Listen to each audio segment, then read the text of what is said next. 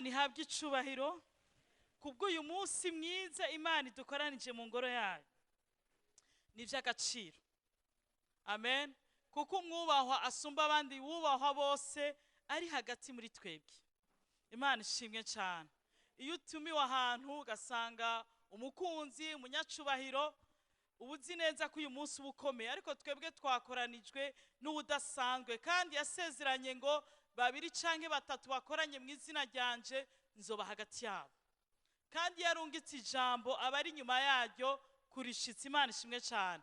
Turakiriye n'indi auditoire dukurikirana ku buhinga ngurukana bumenyi. Imana ibahezagira. Imana ishimwe cyane. Amen. Turashishikara inyigisho twize ku munsi wa kane, kandi shaka kandi kongera gushimangira kubw'amasengesho y'imisi 40. Imana ishimwe cyane. Uyu mwaka ari umwaka wo gusigwa kubw'ico twaremewe. Rero imisi 40 ntabwo nkemu Imana yaduhaye igiteme, kuko gusigwa cyane ntibavyiga, ahubwo gusigwa kurakora. Imana ishimwe cyane. Twitegereje conference y'abapapa, twabonye gusigwa gukora. Twitegereje ibikorane vyagiye bikorwa mu buryo mu bajeune, haba All Talents, haba Azitis, haba Esther Foundation, byose twagiye tubona gusigwa. Imana ishimwe cyane. Rero Imana itanze ijambo, haba hariho ubushobozi, haba hariho amavuta, haba hariho ubuntu buri nyuma y'ico yavuze. Twarabonye amavuta. Imana ishimwe cyane. Kandi ngere mbabwire n'abakenyezi biyandikishije mukanya ku muhingamo amavuta araza guseseka. Cyane cyane ko yabavukana abananya kubana aho hantu, amavuta arava ku mutwe wa Aroni agashunguruka kugeza, kandi ngo aho hantu ni uhoraho yagerereye umugisha. Rero iyi misi 40 ni misi 40 tugiye guhagarara imbere y'Imana kubw'imiryango. Imana ishimwe cyane. Tuzogira ibihe vyiza, kuko Imana yarungitse abantu batandukanye kugira ngo bigishe kubw'iteme ya 40 jours y'imiryango. Umuryango, mvuze umuryango mvuze jewe, kuko ugize umuryango, jewe nawe tugize umuryango. Imana ishimwe cyane. Umuryango ni urugo. Umuryango nujya muntu utaramenya muzubakana. Imana ishimwe cyane. Azobara akajyo ko kumusengera. Umuryango nibajya bose bagize umuryango wawe, abana bawe, abavukanyi bawe, abavyeyi bawe, bajya bose mwakuranye, bajya bose bakureze, nubwo atari mudasangiye amaraso, ariko nabo bose bagize umuryango. Umuryango ni shengero, umuryango ni gihugu, umuryango ni hajya ukora. Imana ishimwe cyane. Kandi inkuru nziza, Imana yacu ni Imana y'imiryango. Iraha agaciro umuryango. Imana ishimwe cyane. Iyi misi 40 ni misi 40 yo gukira kw'imiryango. Iyi misi 40 ni misi 40 yo kugendererwa kw'imiryango. Iyi misi 40 ni misi yo gutabagwa kw'imiryango. Iyi misi 40 ni misi yo kwishurwa kw'imiryango. Oh, Imana ishimwe cyane. Haleluya. Ngire mbabwire abantu Imana muri uku kwezi kw'icumi igendeye abagabo, kandi ndababwira yuko icakoretse cyarakoretse. Umugani wa Pilato yaravuga ngo icanditswe cyamaze kwandikwa, singisubiramo. Imana ishimwe cyane. Ni umwami w'abayuda. Ivyakoretse vyarako, hasigaye gusa ko mukomeza kubibona. Ubu naho no munsi n'abakenyezi. Haleluya. Ngire mbabwire abantu b'Imana, umuryango uragendererwa, kandi igihugu kirashikirwa. Imana ishimwe cyane. Ivyo mubona vyose mumenye ko hari bise by'amasezerano agiye gushika. Unyemerere dusangirira ijambo twahawe kuhera ku munsi wa kane. Ijambo ry'umutwe ravuga push, pray until something happen. Gusenga kugeza hagize gikoreka. Imana ishimwe cyane. Gusenga kugeza hagize igikoreka. Wumvise iri jambo ngo gusenga kugeza hagize igikoreka, wovuga uti abantu no kutizera. Ubundi wamaze kubibwira Imana, Imana iba yamaze kuvyumva. Byukuri umaze kubibwira Imana utaranabivuga, Imana iba yamaze kubimenya kandi Imana iba yamaze kuvyumva. Ariko ni Imana iduhamagarira, haleluya, ni Imana iduhamagara gukomeza kuhagarara imbere yayo. Ni Imana iduhamagara ubuzima burimo consistence. Izina ry'Imana yacu ryitwa Uhoraho.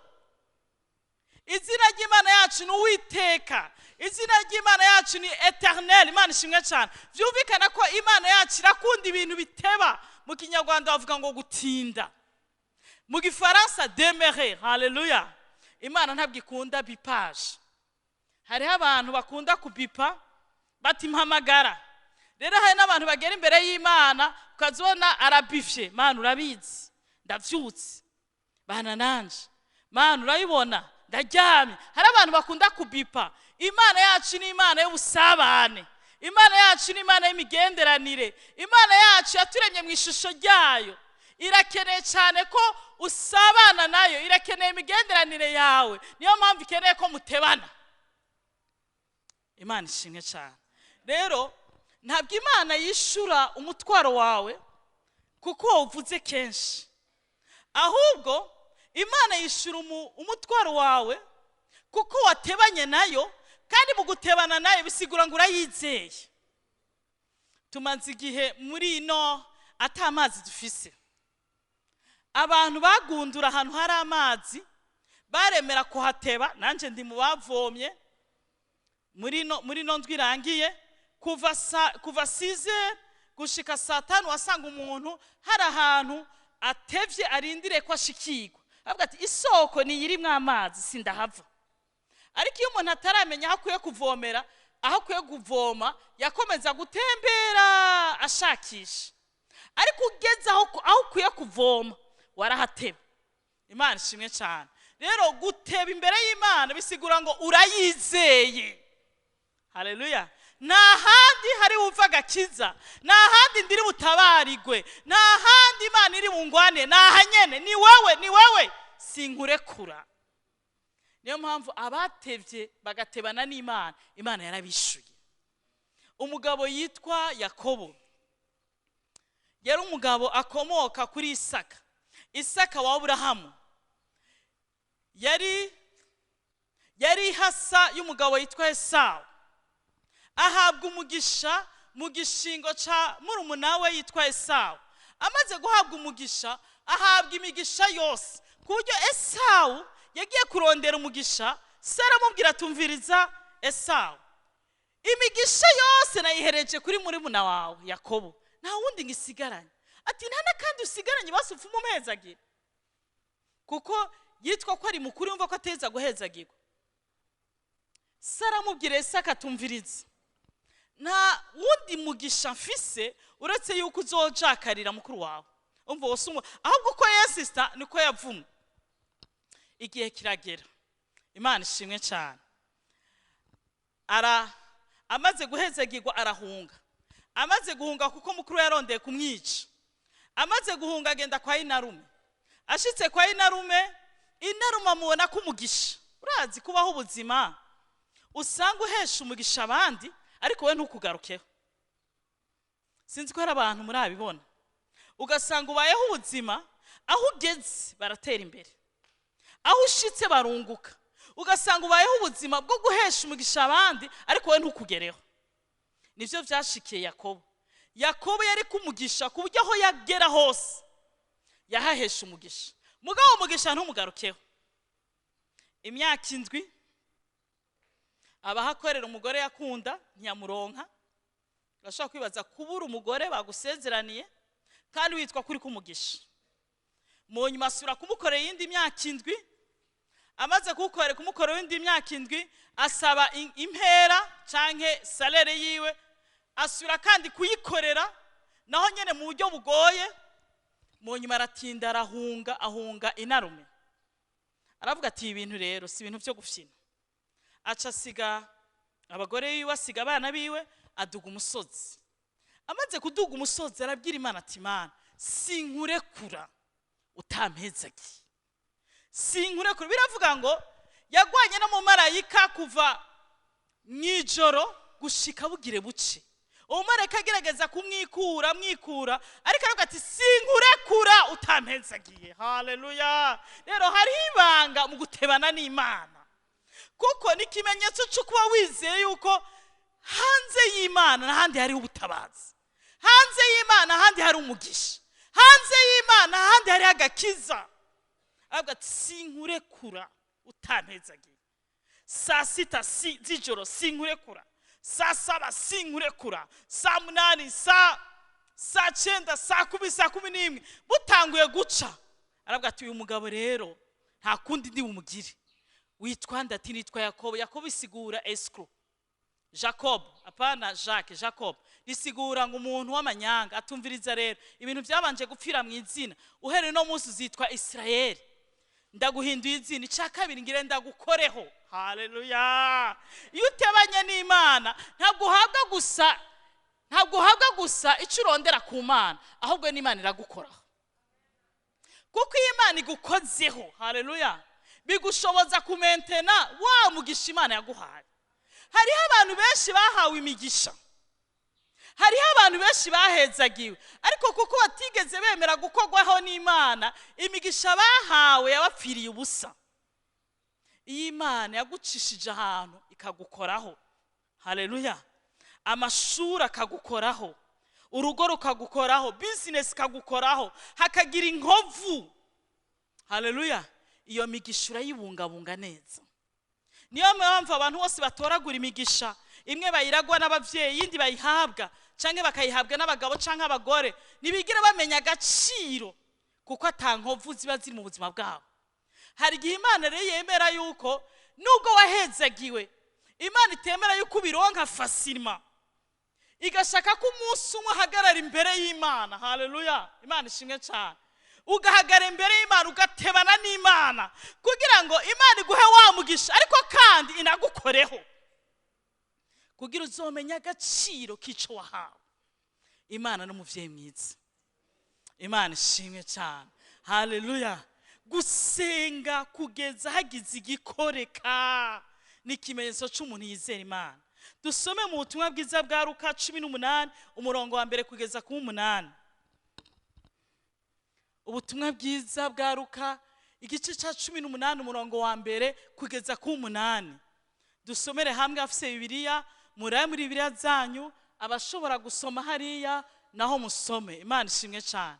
Abacira umugani kubigisha ko bakwiye guhora basenga ntibarambigwe.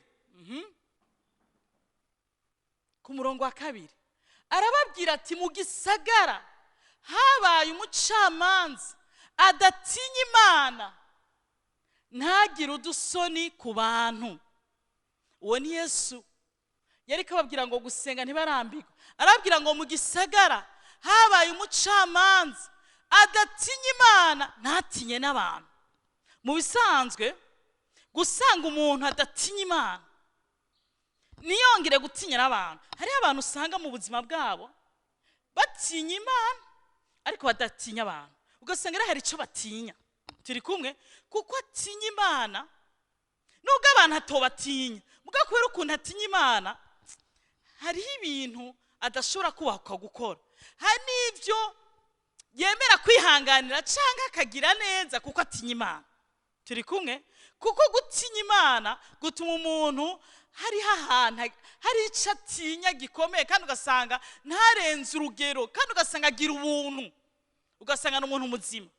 Hari n'abandi rero ushobora gusanga badatinya iyo Mana kuko ntayo bazi, mugabo ugasanga kamwe batinya abantu. Ugasanga aratinya umunyabushobozi, ugasanga atinya umutegetsi, ugasanga atinya umuntu kanaka kuko azi neza ko hari cyamwitezeho, hari cyamumari. Ugasanga rero hari ahantu atubahuka gukora, hari ibyo tubahuka kuvuga, ugasanga hari n'ibyo akora kuko basatinya abantu. Rero yumvire, uwo mucamanza ntiyatinya Imana, ntiyatinya n'abantu. Mu yandi majambo ni kibi ciyuzuye, ni méchanceté, n'umuntu mubi wa grave, umuntu mubi neza. Umuntu adatinya Imana ntatinya umuntu n'umwe mwisi. Iyumvire rero kwisanga ubuzima bwawe, kwisanga ibibazo by'umuryango wawe, kwisanga ibyawe biri mu kiganza cyangwa biri ahantu ku muntu adatinya Imana ntatinya abantu. Iyo situation sinzi ko muyibona, ukisanga ingorane zawe abo zitoreye umuti n'abantu batagira ico batinya n'Imana n'abantu, ugasanga ibyawe biri mu kiganza cy'abantu ataco batinya n'Imana n'abantu. Niyo situation uwo mupfakazi yisanzemo. Okay, muri ico gisagara hari umupfakazi akaza kuri we kenshi aramubara ati ncira urubanza runkiza umwasi wanje. Umupfakazi ni kigeranyo cy'umuntu atagira, umupfakazi mu isezerano rya kera yari umuntu atagira ikimuvugira, yari umuntu yagaragara nk'umuntu Imana yahaye amahano, yari umuntu agaragara nk'umuntu ari ku rubanza n'Imana ubwiwe, n'Imana ubwayo yamuciriye urubanza. Rero umuntu atagira umuvugira, atagira umuburanira. Niyo mpamvu mu ijambo ry'Imana Imana yavuga ngo ndi umugabo w'abapfakazi nkaba se w'imfuvyi, kuko abapfakazi ntibari bafise ubagwanirira n'ubaburanira. Iyumvire rero kubaho ubuzima, iyumvire kubaho ubuzima ata muntu n'umwe ubona yo kugwanirira, ata muntu n'umwe ubona yo gucira inzira. Kubaho ubuzima wisanga uri impisa ataco ushoboye, kubaho ubuzima utagira ikikuvugira haba mu muryango wawe no mu rugo rwawe, ugasanga uri kurarenganwa, uri kurahohoterwa mu muryango wawe, n'uwakuvugira ntakuvugire. Ugasanga mu kazi kawe uri kurahohoterwa, n'uwakuburanira ntakuburanire. Ukisanga uri mu kibanza kanaka, uri umuntu ntaco ufise, ntaho ufise, nta muntu umwe yo gutabara. Ikirenzeho rero ugufitiye ibyawe ni umuntu adatinya Imana ntatinya abantu. Murabona uwo mugani Yesu yashatse gutanga ikigereranyo gikaze. Kubaho utagira ukuvugira, kubaho utagira identite, kubaho nk'umuntu asa nk'umuntu yaciriwe urubanza, uri wenyene hama uwo gutabaye ni kibi cigendera, niwe mwasi wa mbere abaho, ubu ni wagufitiye agakiza. Afete ni hamwe ushobora gusanga abantu bihaye akagozi bakiyahura, abandi nabo bagaturubura bakadeprima, ariko Yesu acatanga ibanga. Imana ishimwe cyane, haleluya, amen. Amara iminsi wa mupfakazi, haleluya, amara iminsi atemera, ariko hanyuma amara iminsi agendera wa mujiji. Urabona wa mupfakazi aramuzi neza ntatinya Imana ntatinya abantu, muga kuko ari wamufitiye inyishu, nta shwa, nta plan B, nta deuxième option. Niwe afitiye inyishu, niwe kuncira urubanza runkiza. Nzokwama ndamugendera mbwira nti ncira urubanza runkiza umwasi wanje. Uraze kubwira umuntu mubi cyane, mubi gose, ngo nagucira urubanza rw'umwasi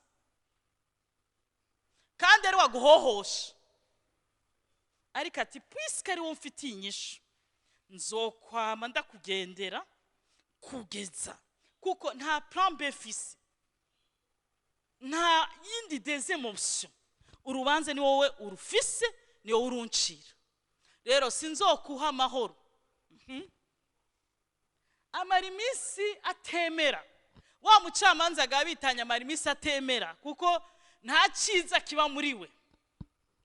Ariko hanyuma aribwira ati naho ntatinya Imana kandi singira isoni z'abantu. Wa mucamanza aratindira avuga ati naho ntatinya Imana singira isoni z'abantu, je ntaco ntinya. Hari abantu bavuga ngo je ntinya Imana yonyene, uwere na Imana yonyene ntayatinya. Umva ico ngiye gukora. ku murongo wa 5 ariko kuko uwo mupfakaza ngoye ndamucira urubanza rumukiza kugira ngo ntiyamaze iminsi yose akanzigiriza. Ndabona ntesha umwanya ngire ndamucira urubanza rumukiza kugira duhezanye hazosubire kumbuza amahoro. Haleluya, amen. Ku murongo w'indwi verset 7 none mbega Imana, umviriza Yesu rero, none mbega Imana yo mucamanza agororotse nizocira we yatoranije urubanza rubakiza bayiborogera ku murango no mwijoro naho ibatevya. Haleluya, mbega Imana yo mucamanza agororotse nizogucira urubanza rugukiza mu bupfuvyi bwawe, nizogucira urubanza rugukiza mu bupfakazi bwawe, nizogucira urubanza rugukiza mu butabwa bwawe, mu karenganya bariko barakurenganya. Mbega Imana umucamanza agororotse nizogucira urubanza rugukiza mu buzima bwawe, mu bikuraba, kubayiborogera ku murango no mwijoro naho ibatevya. Byumvikana yuko Imana irazi neza ko idutevya. Haleluya, Imana irazi neza ko yagutebeje mu kuguha akazi. Imana irazi neza ko yagutebeje mu kukubakira urugo. Imana irazi neza ko yagutebeje mu kuguha uruvyaro. Imana irazi neza ko yagutebeje kugira ngo ushobore usanga umugabo cyangwa umugabo wagusanga iyo uri. Imana yaragutebeje muri ya chantier yawe. Imana yaradutebeje kumbure muri bira na biriya, ariko ngo kuba yiborogera ku murango no mwijoro ngo izobacira urubanza rubakiza. Imana ishimwe cyane. Ku murongo w'8 ndababwira yuko izobacira vuba. Ndababwire izobacira vuba nibayiborogera, nibakomeza gupushinga, nibakomeza gutera igise cy'amasengesho, nibahaguma bakahateba izobikora vuba cyane. Ariko ikibazo, mbega umwana w'umuntu niyaza mbega azosanga ukwizera mu isi. Haleluya, byumvikana neza yuko gutinda canke guteba imbere y'Imana ni ikimenyetso cy'uko wizera Imana. Haleluya, uciye bivamwo kacu bisokorokamwo ni ikimenyetso cy'uko utizera. Ku munsi wa 4 twabonye inkuru y'umugabo yitwa Eliya. Haleluya, Eliya umunsi umwe aravugishwa, aravuga ati imyaka 3 n'igice, abwira umwami Ahabu ati ndahiye guhoraho ku Imana yanje, imyaka 3 n'igice nta mvura izokoroka, nta nurume muzosanga ku vyatsi. Akibivuga imvura ikiracika. Kubera iki? Yari umuntu w'Imana, ivyo yatuye yari yavyizeye. Niyo mpamvu ngire ndakubwira ube maso cyane cyane yuko ikirere k'ico gihe n'ikirere cyaho hantu cari kirere kitakicubaha Imana. Bari barashize hejuru urundi rw'Imana gwitwa Bayali. Nawe nashaka kukubwira hari ibintu wiyaturira mu buzima bwawe ngo je ndabarahi ngo sinzopfa nubatse, ugasanga mu muryango wawe ugasanga ikintu cyo kubaka n'igihari, muri abantu bateba kubaka n'abagize ngo barubaka bubaka nabi. Mugabo akashunga ngo je sinzubaka kandi hanzo kubaka ngo je ndazi neza ko atabintu ngiyemwo nta muneze. Ngire nkubwire deja biravuga ngo abo tunigana saba inyama n'amaraso, tunigana n'imwe mu mbiza ahantu ho mu kirere, kandi umwami w'isi ni Satani. Turi kumwe rero. Iyo utanguye kuvuga ngo jewe ndazi neza yuko ntazokubaka, cyangwa ukavuga ati emwe je ntanzokubaka nta birebire, deja impemu ziganza mu muryango wanyu ni impemu zitubaka. Ngire nkubwire neza ico watura n'akanwa kawe, hari izindi esprit ziba ziteguye gushira mu ngiro ivyo wivugiye. Niyo mpamvu Imana yabwiye ubwoko bwayo ngivyo mwivugiye nivyo nzobakorera. Turi kumwe kuko bari mu bugaragwa, ubugaragara bwo bisigura kuba eprouvé, ubugaragara harimo guhonerayo. Rero hari ibintu bigushikira kuko bari wobivugi ngo je ndazi neza yuko muri kino gihe nta kazi, ndazi neza ko muri kino gihe bidashoboka yuko umuntu adandaza ngo yunguke, ni ibintu byo gupfa gukora gusa, ni ibintu byo gukorera ubusa. Ngira ngo ubwize ukuri, iyi si physique, iyi si cosmos, iyi si igaragara yaratakaje uburyohe n'ikimera. Uratera ibiharage bikamera bifite iyindi sura, kibaza ko ari inkore canke ari ibiharage, ukabura ico biri. Watera ubushaza ukibaza ko bwaje bwumye canke bwaje ari butoto. Iyi si kiratituka kuko isi kirashira. Turi kumwe? Ariko ngire mbabwire, isi yo mu buryo bw'imhemu, isi spirituelle yoyo iri wifi yoyo irasamye. Ico watura cose hariho des esprits, hariho imhemu mbi zitego gushira mu ngiro, surtiere imhemu mbi zikomeza kuzunguruka mu buzima bwawe usanga ubona. Ngo je ndazi neza ko abana mvyaye ari Imana yandi ko ndavyara. Deji wanyu muzi ko Imana yazihara atari nkeya. Ngo abana baranani, ivyo wivugiye nivyo vyakubayeko. Ntugakinisha amajambo, kuko urupfu n'ubuzima biravuga ngo urupfu n'ubuzima biri ku ndimi zacu. Ukwiye kuba amaso kuvyo watura. Ngo je ndabizi neza ko ntazobaho, je ndazi neza yuko ntazoramba, je ndazi neza ko ngiremfe. Ngira ngo ubwire neza yuko ivyo watura nivyo. Ndazi neza ko abantu batankunda. Uko ukomeza kwatura niko wakira icangiro, niko wakira antipati. Atura nk'uko Imana ivuga, atura nk'uko ijambo ry'Imana rivuga. Ndi caremwe kidasanzwe, ndi kiremwa ciza, naremwe mu buryo butangaje. Imana ishimwe cyane. Haleluya. Tuzobaho kugira ngo twamamaze ibikorwa vy'Imana. Atura nk'uko Imana ivuga, atura iki ijambo ry'Imana rivuga. Eliya amaze kwatura yuko atamvura izogwa, imvura ikiracika. Avuga ngo inyuma y'imyaka 3 n'igice. Ngira mbabwire ko inyuma y'imyaka 3 n'igice imvura ntiyaguye. Abarundi niyo bavuze ngo umanika gatu wicaye mu kukamanura ugahaguruka. Hari ibintu wakoze mu isi y'imhemu kugira ngo uzobisambure cyangwa uzogarukana ubuzima, bizosaba ko uhagarara imbere y'Imana. Imana ishimwe cyane. Haleluya. Inyuma y'imyaka 3 n'igice imvura ntiyigeze igwa. Vyasabye iki? Vyasabwe yuko Eliya aduga umusozi muremure. Haleluya. Mu yandi majambo ahagarara imbere y'Imana, ifise ijambo rya nyuma. Hari ivyo wari witeze muri uyu mwaka wa 2024, tugeze muri Novembre ntavyo urabona. Ngire ngubwire iminsi 40 niyo kuduga umusozi w'iminsi 40 ugahagara imbere y'Imana. Imana ishimwe cyane. Mose yari umukunzi w'Imana, ariko kenshi yama ku musozi akamara iminsi 40. Haleluya. Kubw'ubwo karongoye. Erega ntituje imbere y'Imana kuko twabuze ico dukora. Nituje imbere y'Imana kuko turabarashe, turi bijora. Oya, tuje imbere y'Imana kuko iyivuze nta uvuguruza. Tuje imbere y'Imana kuko niyibirema. Tuje imbere y'Imana niyibikora. Mu yandi majambo tuje imbere y'Imana kuko tuzi neza yuko nous sommes limités.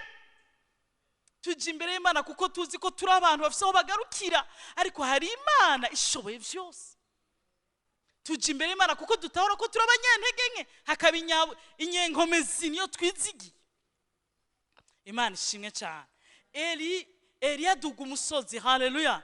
Amaze kuduga umusozi, Imana ishimwe cyane, atangura gusenga. Uko asenga Imana ntiyari kiravuga, muga agatuma umukozi wiwe ati genda undabire, agatuma Elisa ati genda undabire, hari icyo uri kurabona? Elisa akavuga ati ntaco mbona. Nkuko nawe umaze igihe usenga ntaco ubona, ni mu nzozi ntaco ubona, ijambo ry'Imana usomye ntaco ubona, Imana ikirakubwira mu buryo bwawe. Waje gusenga mugabo birashoboka yuko ataco uri kurumva kubikuraba directement, uriko wumva ibintu muri rusange, mugabo ibikuraba ku giti cawe ntaco uri kuravyumvaho. Eliya ati ko ataco ndiko ndumva, reka nze ndatuma umuntu agende gushishoza ko atabirahinduka. Uko agenda uwo muntu akavuga ati ntaco mbona. Muga hagati aho Eliya ariko arumva imvura nyinshi igirigwe. nkuko nawe hari uburyo uri kurabyumva. Haleluya. Hari uburyo uri kurabyumva, uri kumva gukira, uri kumva gutabagwa, uri kumva gushingira abana, turi ko twumva kurihirwa parcelle. Hari uburyo uri kurabyumva, hari uburyo uri kurabyumva. Urazi imvura iza kugwa, hariho abantu babyumva mu mubiri, ndi umwe muri abo. Imana ishimwe cyane. Haleluya. Kabeme bimwe si byize. Imana ishimwe cyane, kuko tuba dusaba ngo dukire. Haleluya. Amen. Rero Eliya yavyumva mu buryo positif, yarumva imvura nyinshi. Mugaga gatuma umuntu ati ndabira imvura ntayibone, ndabira imvura ntayibone. Ijya mbere, ijya kabiri, ijya gatatu, mugaga Eliya akaguma ku musozi. Haleluya. Gire nkubwire, natacu uri kurabona, natacu uri kurumva, guma imbere y'Imana. Haleluya. Guma imbere y'Imana. None uravayo gute? Uravayo ujaye? Uramanuka uje? Ko amaherezo y'inzira ari yo nyine. Erega amaherezo y'ubuzima bwawe uzosubira uhazohagara imbere yawe. Ubu twese umuntu wese giti ciwe, amaherezo y'ubuzima bwacu nitumara kuva muri nosi tuzirostruva mu gihe cy'urubanza duhagaze imbere yayo. Rero byoba na byiza kwimenyereza guhagarara n'imbere yayo uno munsi. Imana ishimwe cyane. Cyane cyane ko uno munsi duhagarara twegera intebe y'ubuntu, tutegera intebe y'urubanza. Nimba tuzegera intebe y'urubanza, ariko uno munsi kwa duhabwa invitation yo kwegera intebe y'ubuntu, gute uno munsi tuhagarara utokwegera intebe y'ubuntu? Biravuga ngo mwegere intebe y'ubuntu mushize ubwoba, kugira ngo musabe ikigongo, kugira ngo mutabagwe mu mabezo yanyu yose. Iyo verse urayisoma. Haleluya. Ngo ni mwegere intebe y'ubuntu ngo mushize amanga, mudatinya mutitinya, kugira ngo mugire iki kigongwe, hama ngo mutabagwe mu bukene bwanyu bwose. Ukuri ku ijambo ry'Imana rivuga. Imana ishimwe cyane. Haleluya. Ku ncuro igira indwi umukozi acabwira Eliya tumviriza, ndabonye agafunsi, ndabonye agacu kameze nk'agafunsi. Eliya ari gushaka kuvuga Imana inyuma y'imyaka 3 n'igice ndindire ko imvura igwa, hama nkayumva isa nk'isegenya, ngahagara imbere y'Imana ncuritse umutwe mu mavi ndiko ndayihamagara itavuga, none nyeretse agafunsi. Inyuma y'imyaka sengera akazi, none mpaya akazi katashika n'1,000. Inyuma y'imyaka sengera umugore canke sengera umugabo, none mpaye uyu. Inyuma y'imyaka sengera iki? Sengera dusengera igihugu, none vraiment tubuza amazi. Eliya ari gushobora kwigumura akavuga ati nta mpamvu nimwe, ariko amazi muratwe yabonetse. Imana ishimwe cyane karaboneka. Haleluya. Amen. Akavuga ati nta mpamvu nimwe, akaca yigumura akabivamo ati je ndahevye yo mana. Canke Eliya ari gushobora kuvuga ati umviriza, ubonye iki? Mbonye agacu kameze nk'agafunsi. Birakwiriye rero, birakwiriye. Nkuko nawe igihe waronka akazi, nahageze. Hari abantu ibi si ibyo tubwirwa, nivyo twiboneye. Ukazibona umuntu mu buzima yarakinye, yaramerewe nabi, mugabo umunsi umwe aguye ku bihumbi amajana. Umva n'umugisha w'agafunsi, kuko Imana yacu ni Imana, c'est Dieu de l'abondance. Haleluya. Imana ishimwe cyane. Amen. Dawudi yavuze ngo untegurira ameza, ntiyavuze ngo untegura isahani, untegurira ameza. Muri Yohana 10:10 ijambo twahawe kubyira ishengero, igisuma nikizanwa n'ikindi atari kwiba kwicara ngo ariko Jeho ni Kristo Yesu naje gutanga ubugingo, ubuzima ariko busagutse. Haleluya. Izina ry'Imana yacu ni El Shaddai. Ni Imana. El Shaddai bisigura ngo Imana ihembere nka kujya umuvyeyi abahembereye amaberebere yuzuye atanguye kwimena. Misana nico bisigura. El Shaddai bisigura ngo Imana ihembereye amaberebere atanguye kwimena. Afite Imana ivuga ngo nimuze ndabose. Muravyumva? Amen. Imana yacu nuko imeze. rero cumbwira uzi ko Imana yawe Shadai uzi ko Yesu yaje gutanga ubugingo busagutse none nawe narusha imwe ntayifise muravyumva aya masezerano yose yafise mugabo ubonye agafunsi hari abaca bigumura akavamo hari n'abandi nabo rero bazi kunyugwa n'ubusa yaronka utwo turake akavuga ngo aya majana hash ubu rero nta mwanya ngifise sinzongera kuba mu nzu y'Imana ndafatiriwe ariko abantu nibazi gukora abantu nibazi gukora vre cyane umunigeze kumbwira ati umviriza pastor iyi minsi 40 ni yiki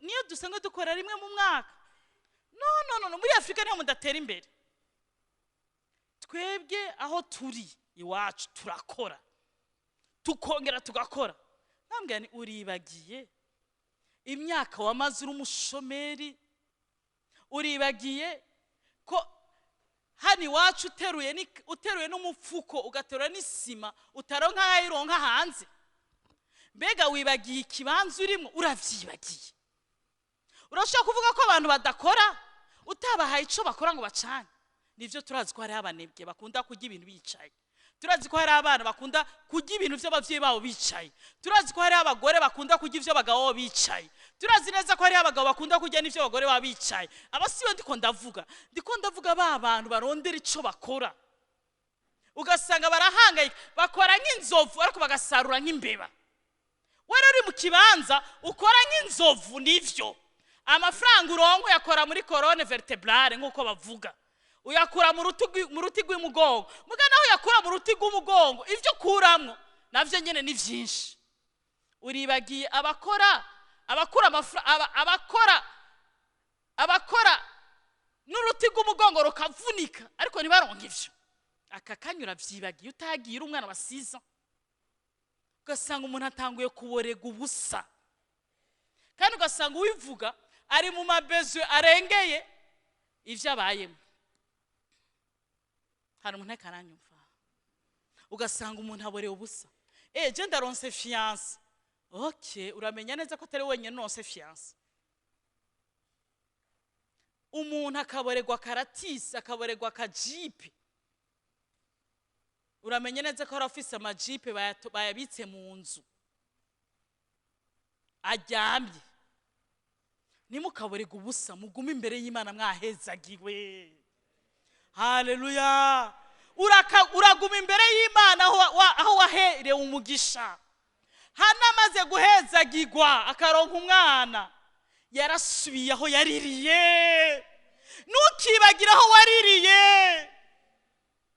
ntukibagire yuko atari inkomezi zawe kuko arabakora nkawe bataronka hari abafise diplome nk'izawe batagize amahirwe ntukibagire aho waronkeye ibintu Hana yaragarutse imbere y'Imana avuga ati ndi wa mugore mu yandi majambo Mana nimba waranyibagiye kandi azi kutibagira ko je sinzibagira ndi wa mugore azi imbere yawe ufise agahinda uwo nasavye nguyu haleluya Imana ishimwe cyane Eliya bamubwiye yuko hariho imvura ingana n'agafusi yagumye imbere y'Imana kuko icyo yararindire se umugisha w'agafusi icyo urindire ntabwo ari université du Burundi gusa icyo urindire ntabwo ari bourse mu Faransa campus icyo urindire ntabwo ari umugabo numbaze wa hariya na hari icyo urindire si wa mugore urindire isegenya ry'umugisha nico urindiriye rero ntukaboregwe n'ubusa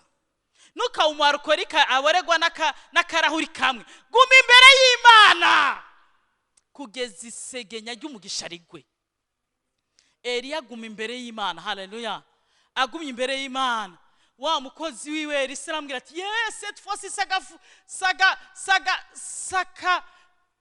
saga chuki gifusi sumugisha muke hari isegenya riguye ngire mbabwire kuguma imbere y'Imana bizotuma Imana gusezeraniye cyose kivuka haleluya Imana ishimwe cyane push haleluya amen umugore yari kugise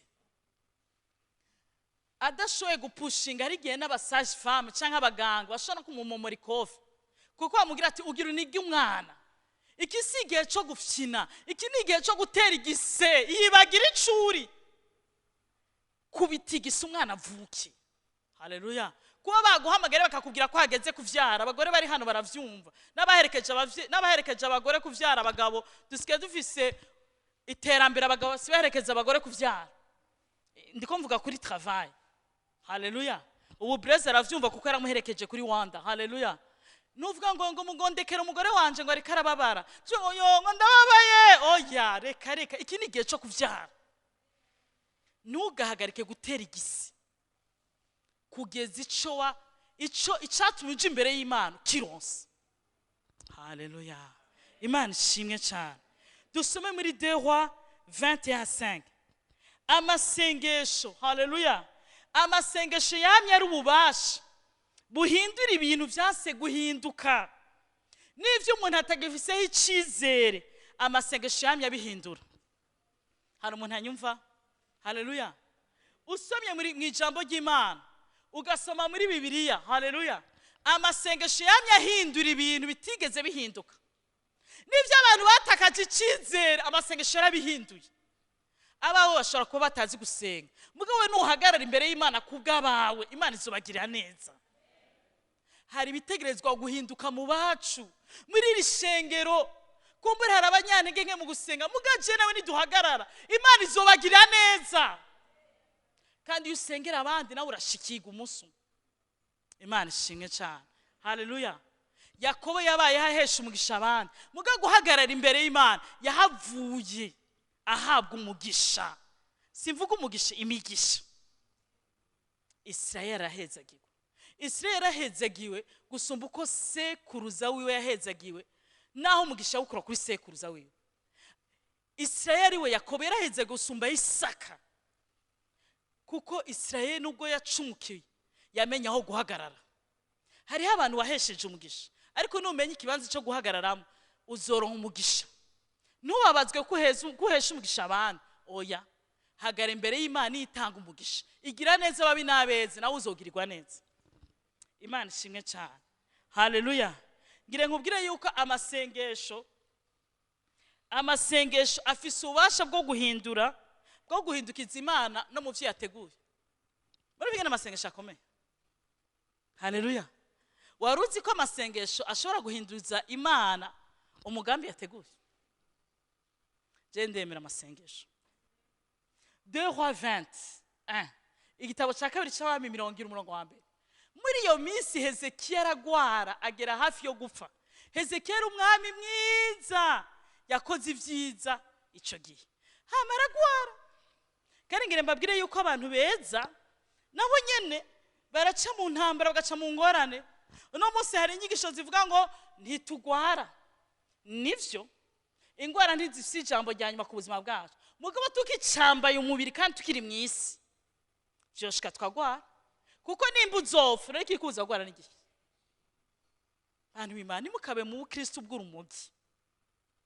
Nayo biravuga ngo amarushwe y'umugorotsi ni menshi, Imana yamukiza yose. Nemwebwe none ubwo butumwa babukurahe?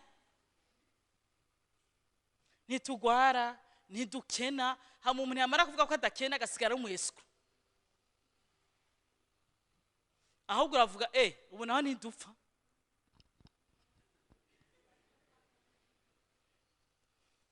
Hezekiya umwami mwiza, ariko yaragwaye agera ku mfiro. Mbe muraza abagorotsi basinziriye? Muraza abagorotsi basinziriye? Barindire kugaruka k'umwami. Ni benshi. Na Etienne yakubiswe amabuye atari umunyavyaha. Wowe marari itogukubita. Nimba abanyavyaha botera amabuye Etienne, umubu ni utogukubita.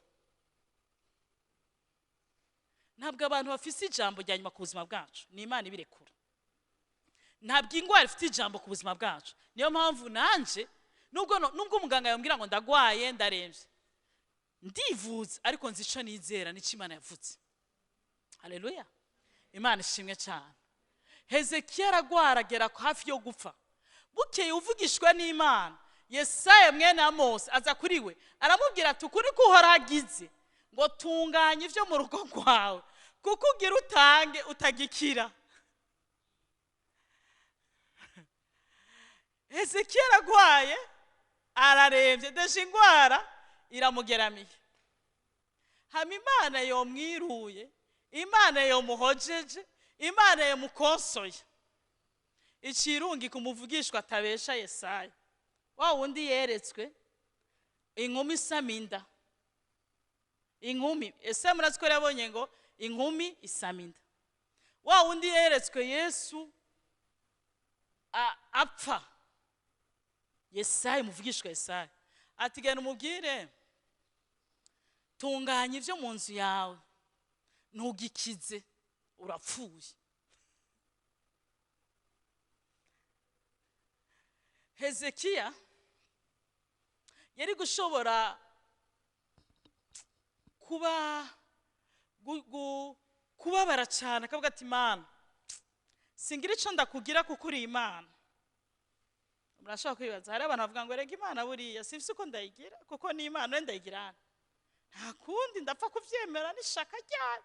Mugabe iyo bana ari mfise ububasha cyari byo ntoyemerera none nta kundi. Ariko mu yandi majambo ndetse kugutuka kuko uri Imana, ndetse kukuvuga nabi kuko uri Imana nanje ntungire nabi, ariko ubundi uri umuntu mubi. Hezekiya ari gushaka kubwira Imana ngo uri umuntu mubi indirectement. Hezekiya yari gushobora kudeprima akadeprima nkuko nawe usigaye waradeprima. Kera twara twumva abazungu aribo badeprima tukimvira ibintu bibadeprimishe twayibura. None nabonye iterambere ryaraje na hano basigaye badeprima na ruguru basigaye badeprima. Kudeprima kera twe tuzi ko abantu bose badeprimye arabafashe impuzu bakazambara ku mutwe bakaziyambura bazikoreye. Mugabo umuntu wese arashaka gusanga yambaye ikirato yagisize neza yisize neza yasokoje neza atayerere nimwe, yamenye gutumbereza rouge na noire akamenya gutumbereza jaune na orange, ukabona neza ko na poudre itigeze ihusha. Mugabo ngo ahubona jewe ndadeprime.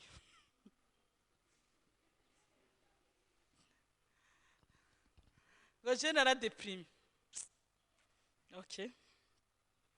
Hezekiya gushobora kudeprima nkuko nawe udeprime. Hezekiya yari gushobora kurira ntahore. Hezekiya gushobora kwiyanka akanga n'Imana. Ariko raba maze Hezekiya amaze kumva intumwa y'Imana imubwiye ngo Yesaya umuvugishwa w'Imana amubwiye ngo ntuzokira. Byumvikana neza yuko Hezekiya yahawe iyo message ari imbere y'Imana. Haleluya. Niyo mpamvu yahawe inyishu. Urazi iri imbere y'Imana urahabwa inyishu.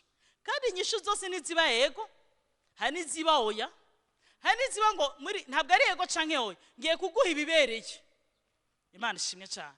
Kuko inyishu y'Imana ni ego mu byo wasavye, inyishu y'Imana ni oya. Inyishu y'Imana ngire ndaguhe icize n'ikibereye. Rero iyo uri imbere y'Imana uteza guhabwa inyishu. Haleluya. Hezekiya acabwirwa oya ntuzokira. Ariko kuko yari imbere y'Imana wacara hindukira. Haleluya. Ahindukiriza amaso kurusika asenga Uhoraho. Haleluya. Hezekiya ahindukiza amaso ku gihome asenga Uhoraho. Ati ntegera Uhoraho we, niwibuka ingene nagendeye mu by'ukuri imbere yawe n'umutima utunganye ngakora ivyo ubona ko ari vyiza. Hezekiya aririra Imana ntiyaririra umwana w'umuntu.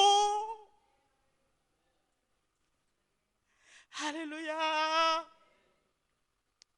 Kumwe Hana yagiye imbere y'Imana akaririra Imana. Wige kurira Imana gusumba kurira abantu.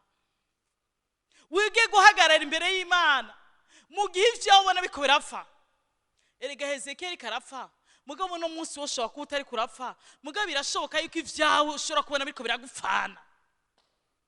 Ugasanga ivyawe biko biragupfana, biko bipfubona. Biriko bipfubona uti Imana birarembye. Bigeze ku kanyuma. Nukuri jiwe ndavye ibintu byose biriko birapfa. Ibiraba amashuri yanje biriko birapfa. Ibiraba akazi kanje biriko birapfa. ibiraba sante yanje ndiko ndapfa, ibiraba urugo rwanje biriko birapfa, ibiraba fiancé yanje irikirapfa, fiancé yanje irikirapfa, ibiraba business yanje irikirapfa, ibiraba uruvyaro rwanje ruko rupfa mbona. Hama mugira uko urabona biriko birapfa, ukazubona ijwi ry'Imana itakubwira ngo humura, ahubwo Imana ikubwiye iti ego birapfuye neza, ego uyu mwana abana n'ukuri.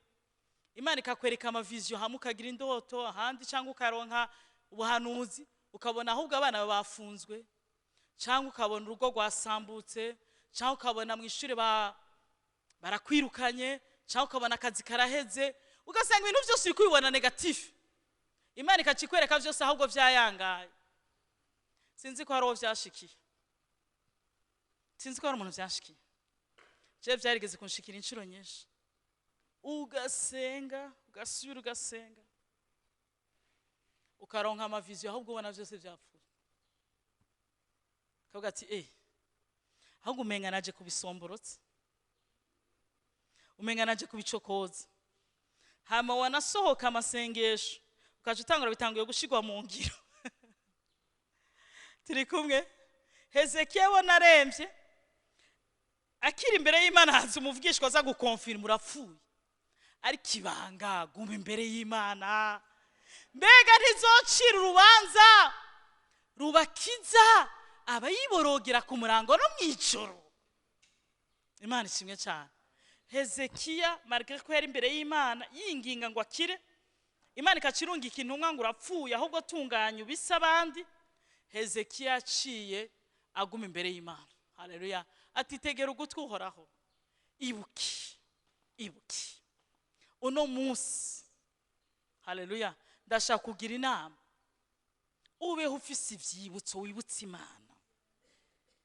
Bantu b'Imana, ubeho ufise ivyibutso wibutse Imana.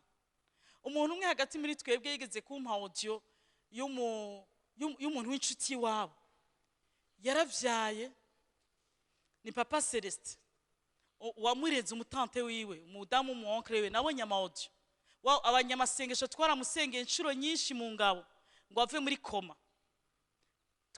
Yaraduhaye intahe, kumbura ashobora kuzobashingira intahe ko turi mu bamusengeye. Nariyumviye intahe ikigege cyose yari muri koma, yari katwagwa agira amavision.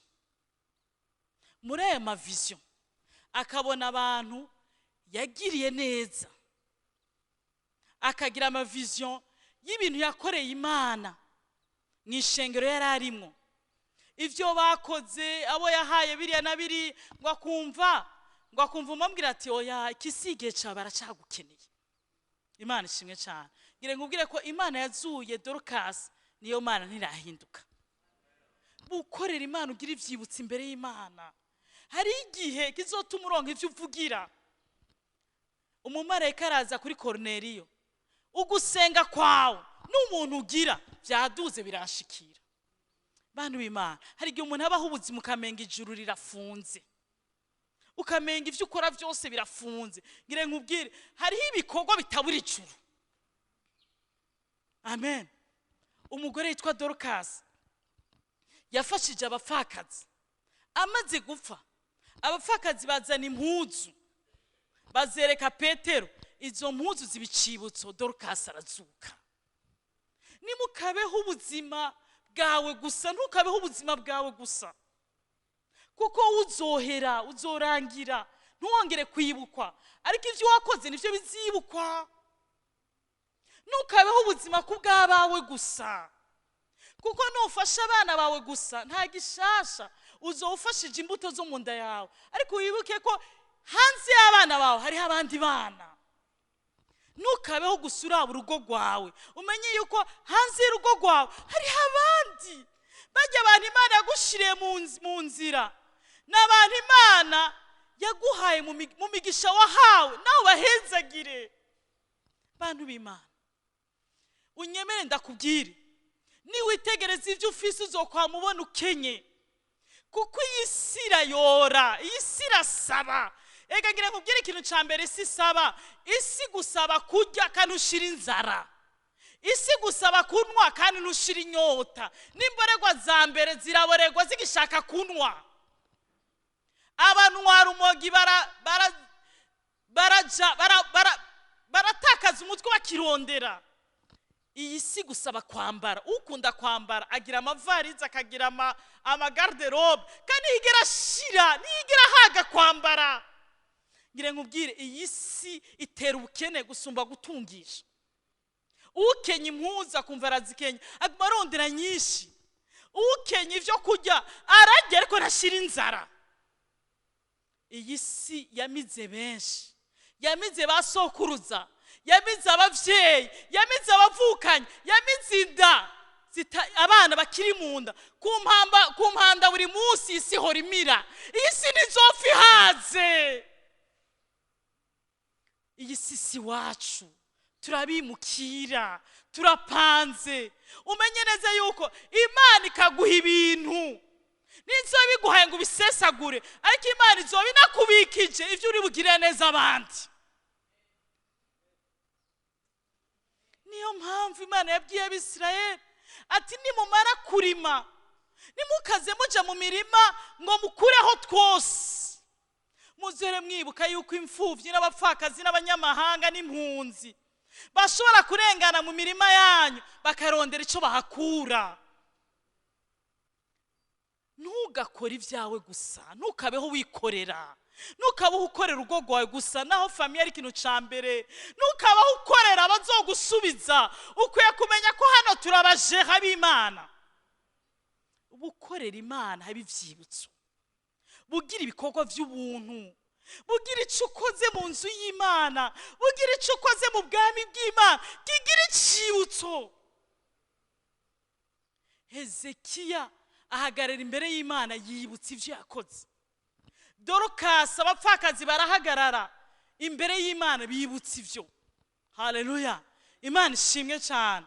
Korneliyo umuntu yagira bwinshi, no gusenga kwiwe navyo nyene vyashikiriye Imana. Mu gihe kanaka n'abashinga intara ndi muri Kenya muri hospital Aga nimba nanayibagiye burya ahantu hatari heza ntuhibuka. Uzomba zi hotel nziza nagiyemo nzoyibuka, ariko ibitaro byose bikomeye navyibagiye. Bansavye amafaranga kuri je mbona ari menshi cyane. Mu gihe umuganga ambwiye yuko iyo operation ari operation igoye kuko ari y'umutsi. Mu gihe scanner bavuga ati turabona ibintu biriko birabora, ifo ko tukubagagira tunamenye ko birimo cancer. Mu gihe bambwira ngo taha uzogaruke, ugende gufata imiti uzogaruke witeguye. Imana ihabwe icubahiro kuko abantu ukwizera. Haleluya. Uwo twari kumwe Dia Krista arambwira ati ndamwe nije numva ntakuye gutaha kuko yari mu vyakazi. Nawe ati nawe ntutaha. Mpagarara ngire mbabwire abantu Imana dufise Imana iri omnipresent. Ninjira ahantu muri Sardobe, ahantu muri Sardobe ahantu hariho amasanitaire meza, hari isuku. Nja mu cirori ngira Imana ni Imana. Haza rya jambo ryo muri Nehemiya 14, unzirikane wibuke ibikorwa by'urukundo nakoreye mu ngoro yawe, wibuke ivyo nakoze vyose. Nubona imyaka sigaranye yo kubaho ariyo kukugabitanya ntware, ariko nubona iyo sigaranye ariyo kuguhesha icubahiro, ungirira ubuntu. Kuko mu rugo iwanje ndacasigaranya abana ntifuza ko baregwa n'uwundi muntu.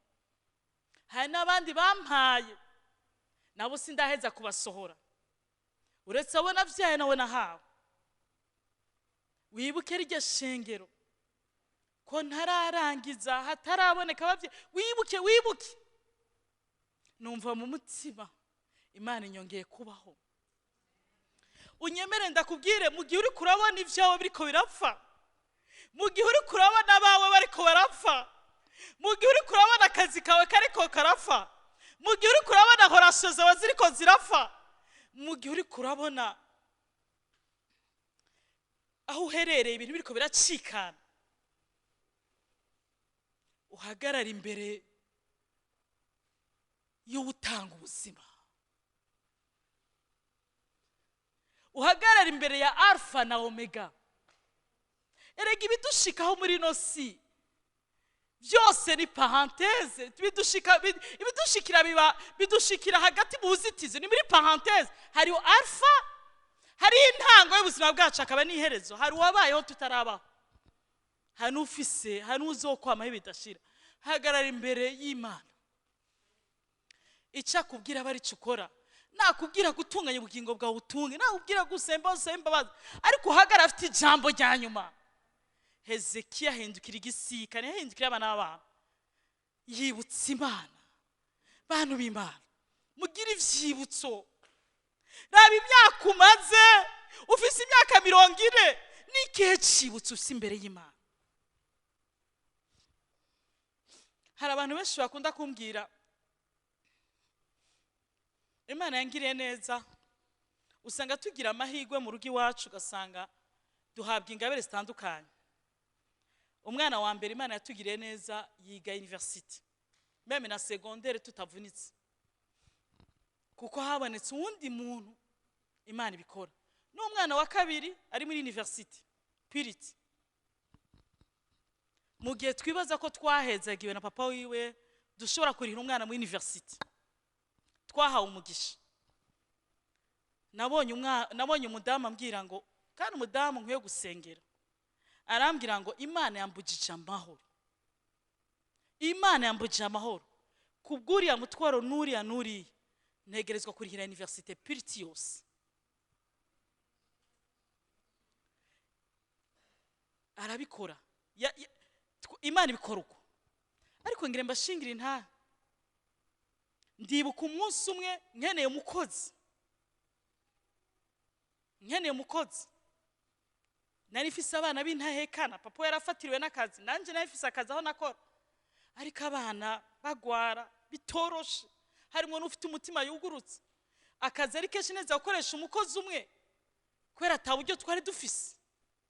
Bantu b'Imana, yo mubona rimwe na rimwe abagore tugera mu gihe twaba bamikazi, mwe mutureka. Hari igihe twigeze kuba tubabwira ngo nimuterure ibirato muduhana mutwambure, hari igihe tutigeze gusinzira, nimwe mubitwambura neza.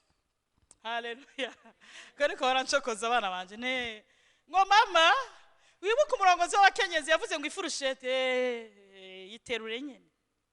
Hari igihe tutari dufise amapampers atanabaho, udafise intoki zo kumesa ukamesa. Ni furushete mama Joy, ni furushete igihe twabwira bayiterure. Haleluya. Nitwumara kubasohora nta tuzogura tuziterure, kuko twarabimenyereye. Haleluya.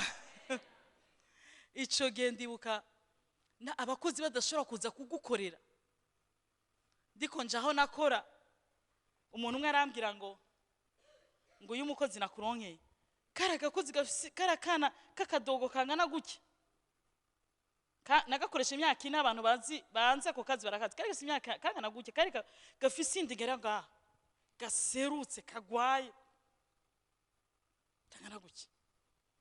Ndambwira nti ni umukozi umpaye, noya ntaco, nta mukozi nkeneye. Nkikabisa ngiye nza numva ijwi rivuga aho tuva. Bantu b'Imana, singunze kumva ijwi audible, ngira mu buzima nshobora kuba naryumvise inshuro 4 kugeza ku myaka 46, ijwi ryumvikana ngo nderera umwana nanje zokurera abanje. Nakabaje wari umukozi umpaye, noya niyanza kwa mse no musore akagenda, kakozwa ngo nzi guteka inkoko, ndabwo twe nta nkoko dukeneye, tugiye ibiharage, genda nakazi ndaguha. Nkirengana gucyo nza numva ngo nderera umwana nanje zokurera abanje. Candahindukira, nzokurera abawe. Candahindukirira, burya umuntu wese arashaka kugira intege nke, ntabwo ndumugorotse, ariko hari intege nke jewe nubaha icimana ivuga. Sindi umugororotsi, sindi parfait, muganda ndatinya ijambo ry'Imana, ndatinya icimana ibwiye. Candahinduka namubwira nti ngo hano hari wakuvugiye utazi, ngo hano undindira nimva akazi ndagutahana. muganda muraba ndamutahanye mana yanje wa mugabo wanje araza kumwakira araza kumwemera ndamutahana yari umuntu mu gihe habaye intambara mu Rwanda arahunga we yarahunze mu gihe ca 94 wahunga muri Kongo yaragwaye yari yavukanye ingwara atamiti yo gufofa hazihari VIH muco mubona umuntu yahuye n'ivyo bintu byose afise uwo mugera ingene abameze kandi yaravukanye dushitse muhira umugabo wanje amuze n'ivyo kurya nukuri umuravye maso ateza kuvomisa biranga ko azifungura muganda bwa ndamwirukana ngo ya mugumize hano wasanga tugiye dukorera Imana uwo mukozi twamumaranye imyaka 4 yavuye iwacu niho yataha mu ijuru abi wabo baradushimira bakama telefone undi tubazi twamugiriye neza arazuka rero bantu b'Imana iki Imana izokubwira ugikore hari gihe cyo bicibutso kikazogira neza bawe n'abazobakomokaho Hezekiya hagara imbere y'Imana amen agihagaze imbere y'Imana Imana ituma umuvugishwa Yesaya ngo subira inyuma umubwire ngo haleluya bahagarure tuje dusenga Imana ishimye cyane bagarure verse cya dusenga turangiza atararengana oh haleluya gusenga guhinduza umugambi w'Imana atararengana Yesaya Imana iramubwira ariko Yesaya atararengana ngo ave mu nyubakwa ijambo ry'Uhoraho riza kuri Yesaya ku murongo wa 5 subira inyuma ubarire Hezekiya sega wowe abantu banje utukuri kuhoraho Imana yasokuruza Dawidi agize haleluya hari Imana ishitse amasezerano hari Imana idahemuka singiza umwami ni mwiza remwa yariho shimuwa nkunze ntamuzi aberaho sicarimwe sumuhemu kandi ntabe arakomeye bitangaje nzamuvuga nzamurata aberaho sicarimwe sumuhemu kandi ntabe nganzo y'ivyiza y'imwiza murage mwiza amahoro mwizo haleluya subira inyuma ubarire Hezekiya sega w'abantu banje unyemere ndakubwire yuko iminsi umaze imbere y'Imana ntiyapfuye ubusa iminsi umaze imbere y'Imana ntiyapfuye ubusa kuko ni wahagaze imbere y'umuhemu ni wahagaze imbere y'uwibagira ivyo wakoreye Imana vyabaye ikibutso ati nduhoraho Imana yasokuruza Dawidi nibutse ko hari isezerano ngene mbabwiye nimba Imana yubaha Dawidi yari umunyavyaha mumenye neza ko twebwe turi mu isezerano sumbi rya Dawidi kuko twebwe turi abana b'Imana ku bwa Kristo Yesu erega mumenye neza ko twebwe turuta aba Dawidi haleluya amen ngo yumvise ugusenga kwawe abonye n'amosozi yawe azogukiza maze umunsi ugira 3 uzoduge uje mu ngoro yawe utangiye ikimazi Imana ibahezagire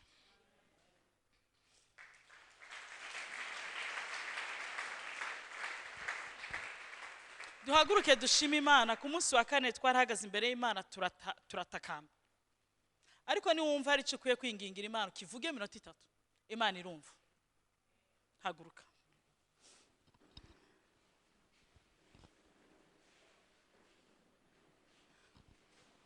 Uhoraho Mana nzima duhagaze imbere yawe uri Imana idahinduka uri Imana idahemuka uri Imana itabesha nubwo twebwe tutoba bizigirwa wowe uhora uri umwizigirwa kuko ntushobora kwihakana icuri kino gitondo wibuke ibikorwa byiza twakoze imbere yawe. Hari abatabaye imfubyi, hari abatabaye abapfakazi. Wibuke ibikorwa iri shengero ryakoze imbere yawe. Wibuke imfubyi twariye amashure. Wibuke amashengero twabereye umugisha. Wibuke mwana, uvyibuke, ugire neza inzu. Wibuke umuntu wese agukorera n'umutima we wose. Wibuke abarara imbere yawe bagusenga ubudahumeka bakuborogera. Wibuke abarira imbere yawe. Wibuke mama, wibuke kino gitondo ducira urubanza rudukiza. Kino gitondo ducira urubanza rudukiza.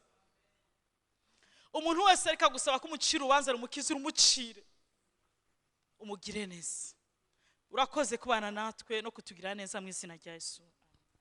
hari ikindi kintu kinezeza umutima wanjye, nukuri Imana itirengagiza abayo.